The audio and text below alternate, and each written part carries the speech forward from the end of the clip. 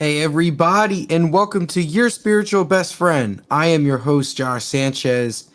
And on today's episode, man, I cannot believe it. It's been 100 episodes of the podcast, 100 wonderful episodes I was able to create with you guys, just depending on numbers and stuff, because I have a couple bonus episodes as well. But it's been a blast. It's been a real big journey to have with you guys, from when we first started the podcast to now. I just, it's a really good time to just reflect on the growth of the podcast and also, the listenership and all that. But before we get started, I just first wanted to touch base on that. But when it comes to the topics for today's podcast, we're going to do a couple. So we're going to talk about Erik Erikson's stages of development, one of my favorite theories of all time. And then we're also going to talk about and do our weekly tarot and mix in a little bit of Cancer season just to see, how everybody is feeling now. So on our next podcast, I'm going to do more on the astrology talk about Venus, and also talk about Cancer and the energy we should be feeling. So first, I just wanted to start this podcast again by just saying, when we reach a certain number of episodes or, months worked or years spent, we should take time to reflect on the journey in which we are on.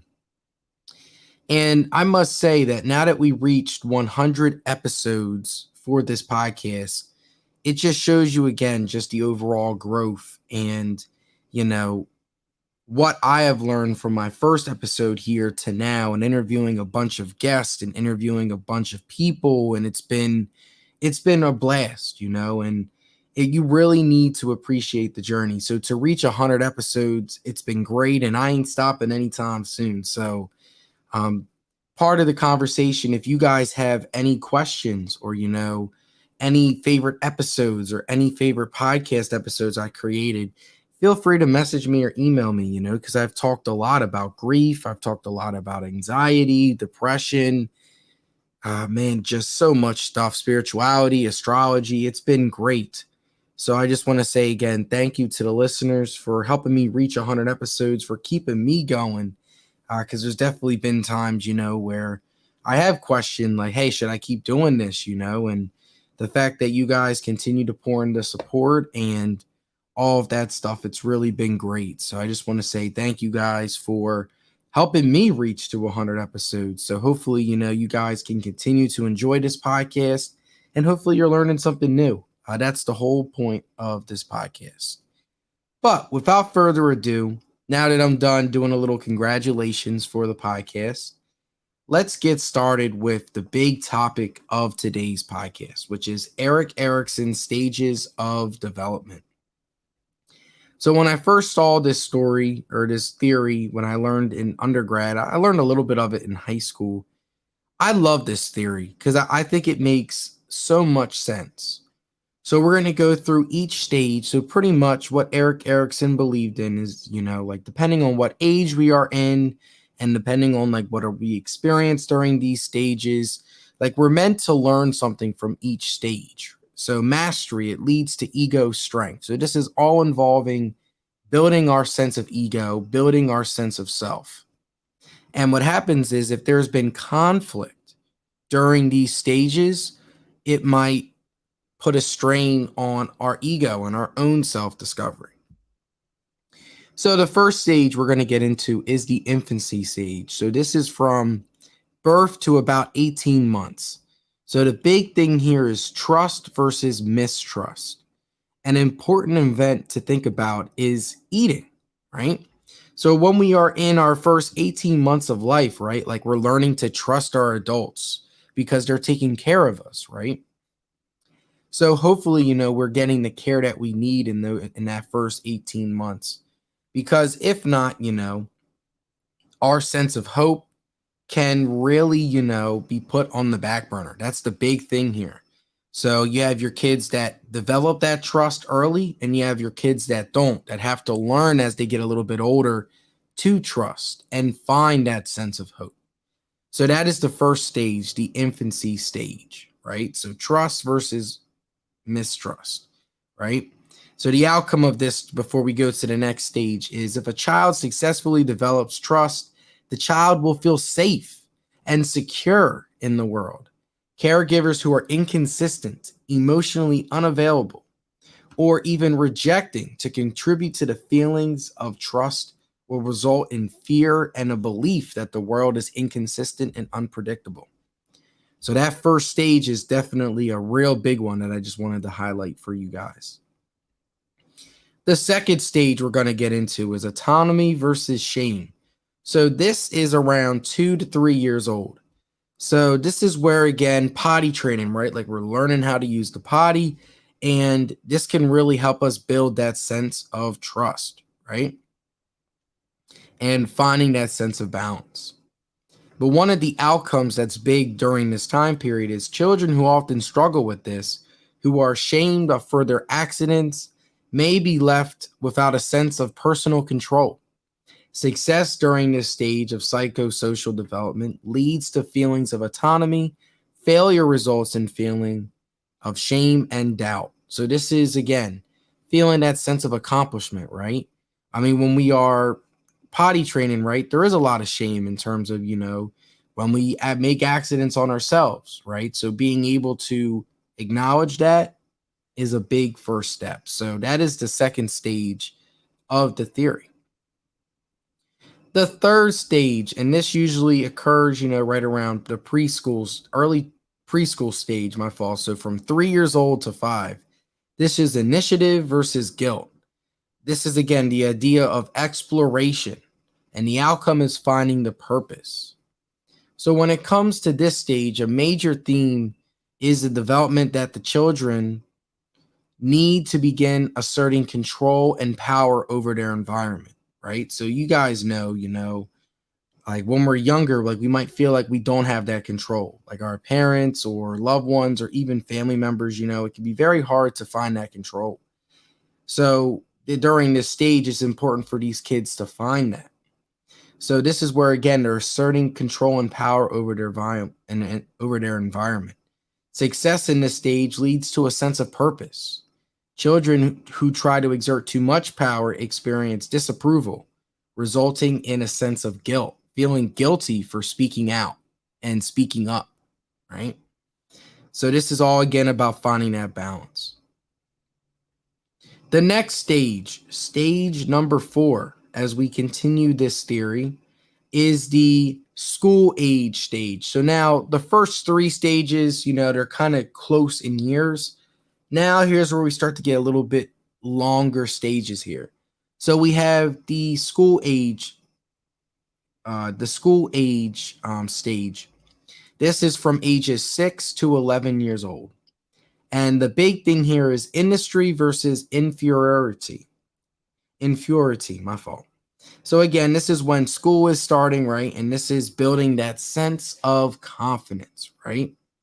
So children who are encouraged and commended by parents and teachers develop a feeling of competence and belief in their skills.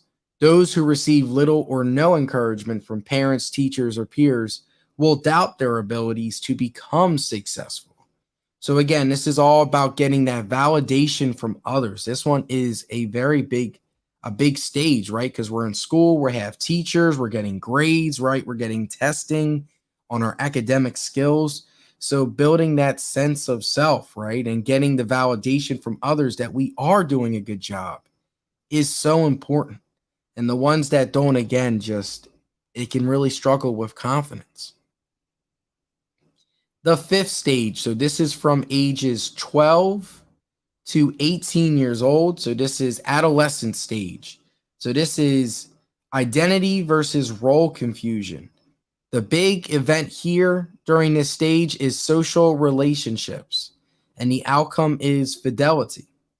So when it comes to this stage, again, this is very important, right? Because this is where the concept of identity comes into play, figuring out who are we? What do we want to become? What do we want to accomplish? So during this stage, right, of adolescence, we are discovering who we are. We're not necessarily, relying on family members, right? This is our chance, to explore and find our own sense of happiness, our own sense of being without parents, right? So this is the big thing. This is a very big stage. Again, the emphasis on discovering the self. And identity is so important because our personal identity gives us an integrated and cohesive sense of self that endures through our lives.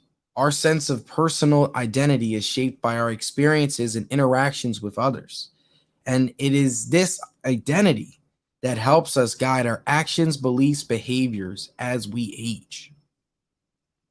So if we struggle during this stage, this is again, we're going to feel confused or misunderstood or feel like people don't really understand us, right? And then when we're confused, there could be a lot of deeper feelings that reside to that.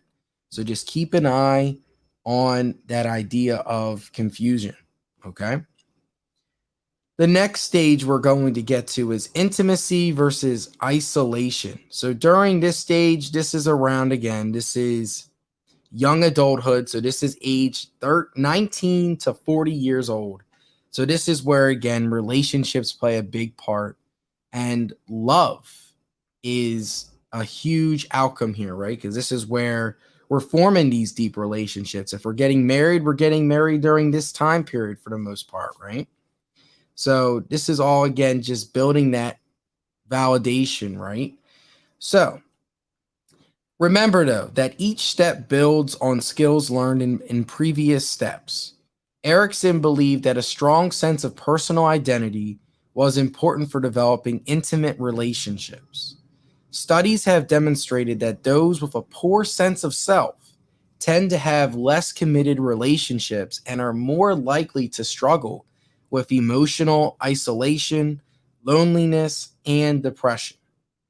Successful resolution of the young adulthood stage results in the virtue known as love. It is marked by the ability to form lasting, meaningful relationships with people, like not just jumping from person to person, but like being able to be committed and stay committed in a relationship is so important.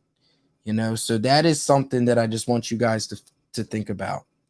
And my apologies, guys. I know if you guys are watching this live, my camera has been like shifting a little bit. So I'm just going to shift it real quick. All right, there we go. Much better. My fault. I was like, man, why is my head all the way out here? So now my camera's fixed, so we're good. But that is these two stages that I just talked about, stage 5 and stage 6, are very important in this theory. Building that sense of self, building that sense of identity, and also being able to form strong, lasting relationships. We need that. If you guys remember last week on the podcast, we did Maslow's theory of needs, right? Maslow's hierarchy of needs, right? And forming intimate, strong relationships and getting the validation is something we need to achieve self-actualization. So these two stages in Erikson's development, psychosocial development theory, it's just so important, these past two stages. The next stage we're going to get into, though, so if we form successful relationships and have a great sense of self, then we reach a middle adulthood, which is around 40 to 65 years old. And this is generality versus stagnation. So this is, again, where work and parenthood is big during this time period. The outcome in this stage is all about the sense of care, right? So generality versus stagnation. So adults need to care or nurture things that will outlast them.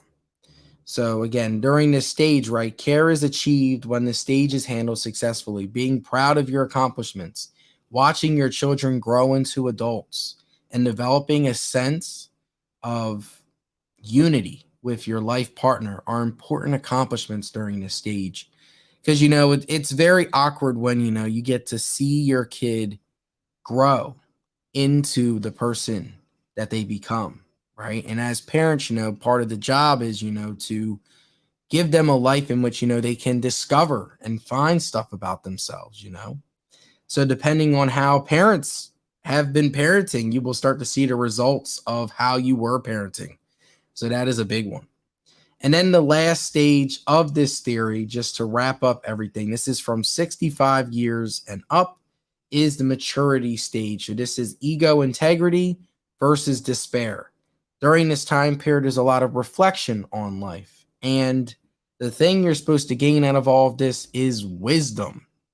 So, well, we'll start with unsuccessful. Those who are unsuccessful during this stage will feel that their life has been wasted, and many experience many regrets.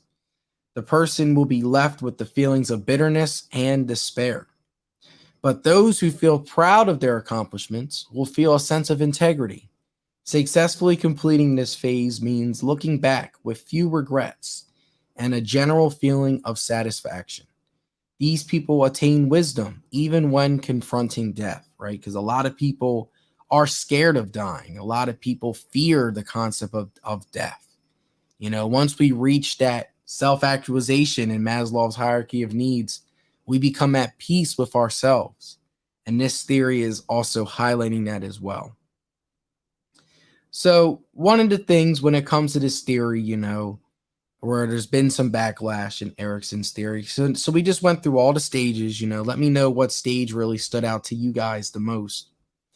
But when it comes to some strengths of this theory and also criticisms, one major weakness of the theory is the exact mechanisms for resolving conflict and moving from one stage to the next. They're not as described, because when we have a stage that covers birth all the way to death, you got to cover a lot of material, right? So not getting into more of the specifics does hurt the theory a little bit. But in terms of support, though, it provides, again, this is a broad framework to view development, right? So it's something to build off of. So you start with this, and then we start to put the other pieces into the puzzle. What did you experience in this age? What did you go through during this time period? Were you given, the parent support in the beginning? So that's where, we can find and get into parts of the development where things that might have not gone your way. So although this theory does not get into full detail with specific things, it does provide a very broad, and great starting point for you guys to find and figure out your sense of self. So when it comes to this theory, what do you guys think? I know I threw a bunch of information at once. I appreciate you guys for your patience. Feel free to comment below. One of the questions for the podcast will be what stage really stood out to you the most? So again, if you guys can comment and stuff, that will really work for me. But we're going to take a quick little break here on the podcast. We're going to be right back. And again, thank you guys for reaching and listening to 100 episodes with me. It's really been great. When we come back, I'm going to do our weekly tarot and talk a little bit about Cancer season, just some energy we might be feeling. And also, depending on your rising sign, right, where you might be feeling certain things, because our rising sign is the ruler of our first house, which is the sense of self. So I hope you guys are, again, enjoying the podcast. We'll take a quick little break here. And you guys are listening to Your Spiritual Best Friend with Josh Sanchez.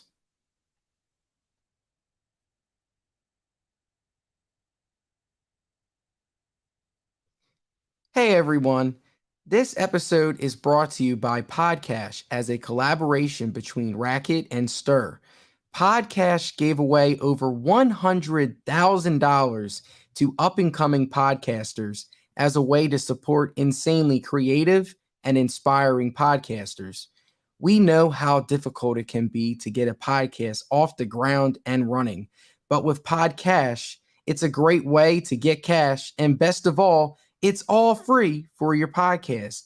So if podcasting has been on your to-do list or you're already a podcaster, go to podcast.com to stay up to date with future podcast happenings. That's again, podcast.com, podcash.com. I hope to see your future podcast. All right, guys, and we are back. So our first topic, we talked a lot about Erik Erikson's theory of psychosocial development. Now we're going to get into our weekly tarot card readings, guys. I know I haven't been doing them in a while, A couple of people are like, man, I miss your readings. So I'm going to shuffle the deck. I'm going to pull 3 cards. And our question is just like always, what energy should me and my podcast listeners be expecting this next week coming up? So what is the energy that me and my podcast listeners should be feeling or should be expecting for this week coming up? Wow, this one was easy. This one, the cards popped out right away, and my ancestors were talking, so they have a lot of things to say. It's been some time. So first, as you guys know, give me 1 second. Let me grab my book. All right, there we go. As you guys know, I'm going to show the cards live, and then we're going to read them and what they mean to us. So the first one we got 8 of Cups. So if you guys see this picture live, you see a man, he's walking, there's the moon in the background, and there's 8 cups that are surrounding him. So as I pull up 8 of Cups, and again, my deck I use is the Modern Way Tarot. So we're going to discuss. So 8 of Cups, abandonment, travel, letting go. The 8 of Cups represents letting go, walking away, and possibly ending a relationship or connection. Although the future may be uncertain, when you decide to do this, know that it'll be worth it. In the long run, you can't afford to have anyone in your life or on your team that does not support you. The 8 of Cups illustrates that you are spending too much time focusing on negativity in your life. As a result, your mental health could be taking a hit. Meditation, seeing a therapist, and online support groups can help you through tough times if you're willing to make yourself a priority. Even if you are the one who's been left, the message here can be positive. The only way to elevate to the next level is to leave the current one. Could a mountain climber ever reach the peak if it refused to take the first step? So what I'm getting from this first card is being able to let go of whatever negativity is going through your life right now. So letting go of the stress, letting go of the anxiety, letting go of, if it's a person, letting go of the person in your life that's draining you, right? And it can be scary, right? The feeling of abandonment can also be in there. Like that feeling can be up and present, right? So that's something to just think about, right? So focusing on yourself and your own mental health is a big thing. So that is the first card in the reading. So very powerful right away. Next card we got is the Star. So this is my first time getting the Star. So I'm actually very excited to read and see what it is.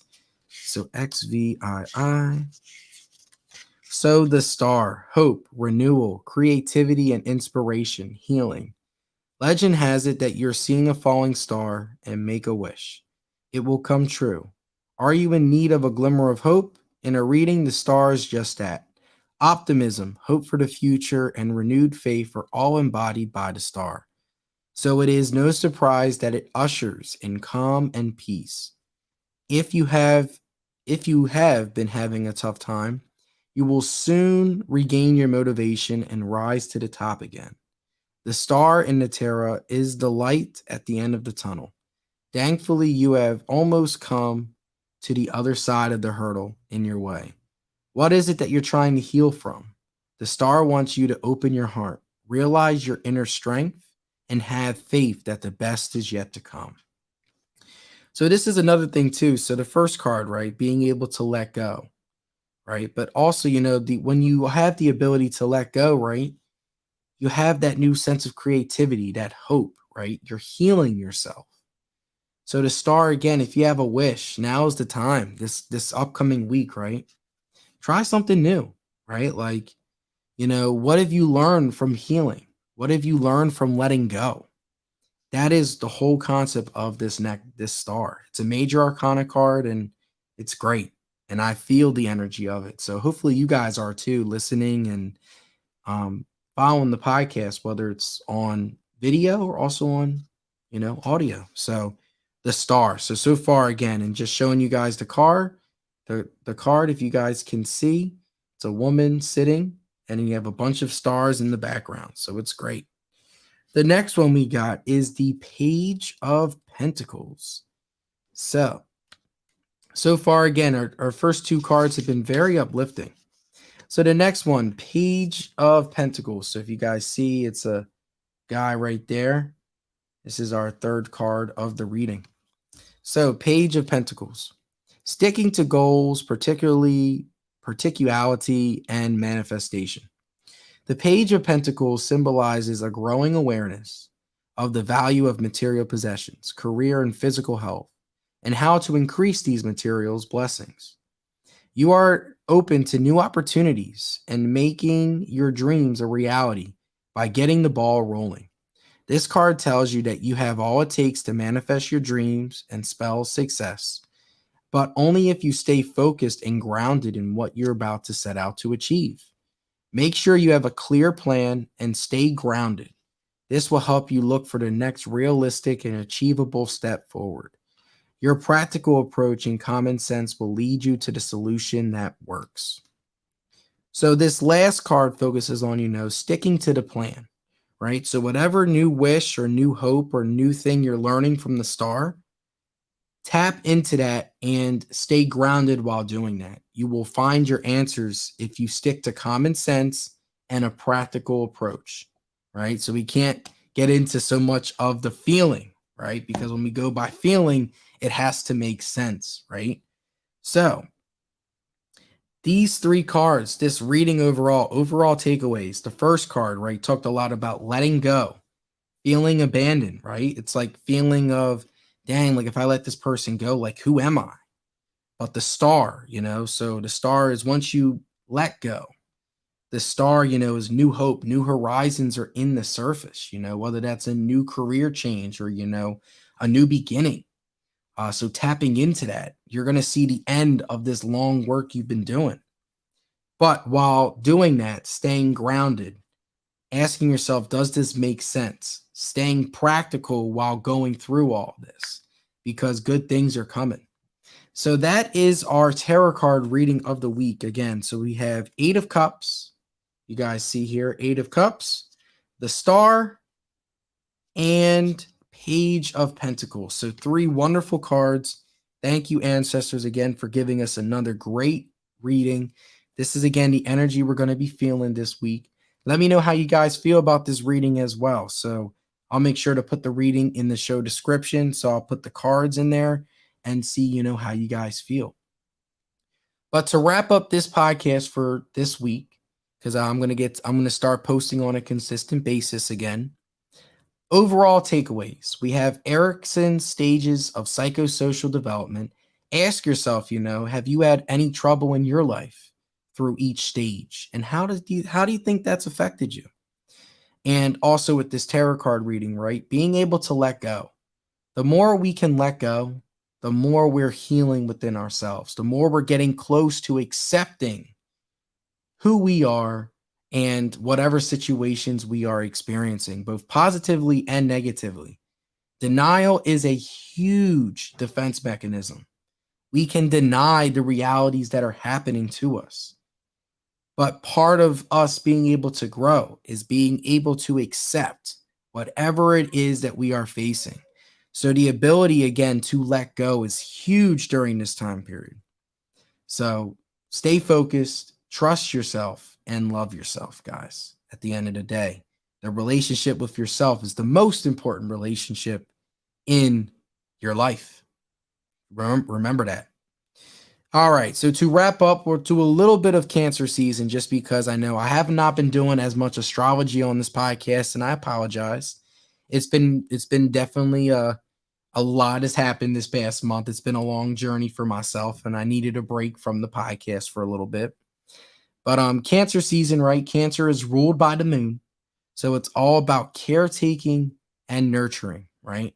So depending on if you have any Cancer placements in your chart, these placements are going to highlight that. So for instance, for my Cancer rising people, right? So whenever it's Cancer season, the sun is in your first house, right? So the first house is the sense of self, right? So if you think about the sense of self, right? Like you're discovering yourself, you're discovering your ego, right? You're discovering all of these things, right? So being able to be patient and learn some new things during this season is important. So for my Cancer rising people, that's just something for you guys to think about. And if anybody, not just Cancer rising, but if anybody has any Cancer placements or any cardinal energy placements such as Aries, Capricorn, Cancer, and I know I'm forgetting one more, and it is Aries, Capricorn. I know this, Cancer, I believe Libra. Yeah, Libra. Let's see. Is it Libra? I have to remember off the top of my head. I believe it is Libra, but those are the signs. If you have any of those placements, those are the signs you're going to feel the most during Cancer season because the sun is highlighting a certain aspect to your chart. So, for those who do not know, again, we have a natal chart and we have a current transit chart.